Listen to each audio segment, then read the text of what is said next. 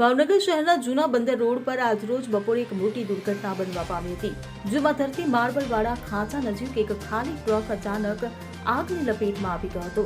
આ ઘટનાની જાણ થતાં જયેશભાઈએ તાત્કાલિક ફાયર વિભાગને જાણ કરી ફાયર બ્રિગેડની ટીમ તરત જ ઘટના સ્થળે પહોંચી ગઈ હતી, જે બાદ ફાયર ફાઇટર્સે પાણીનો મારો ચલાવીને આગ પર કાબુ મેળવવાનું શરૂ કરી લગભગ અડધા કલાકની સખત મહેનત બાદ આગ પર સંપૂર્ણ કાબુ મેળવવામાં સફળતા મળી હતી। પ્રાથમિક તપાસમાં જાણવા મળ્યું કે ટ્રકના એન્જિન ભાગમાં અચાનક આગ લાગી હતી। આ ઘટનાની જાણ થતાં આસપાસના વિસ્તારમાં મોટી સંખ્યામાં લોકો ઘટના સ્થળે એકત્રિત થયા હતા, જો કે આગ લાગવાનું ચોક્કસ કારણ હજુ સુધી જાણી શકાયું નથી।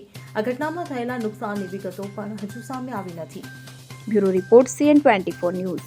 હવે જુઓ દેશ દુનિયાની તમામ ખબરો તમારી આંગળીના ટેરવે। ઉઠાવો મોબાઈલ અને Google Play Store પરથી ડાઉનલોડ કરો અમારી CN24 ન્યૂઝ મોબાઈલ એપ।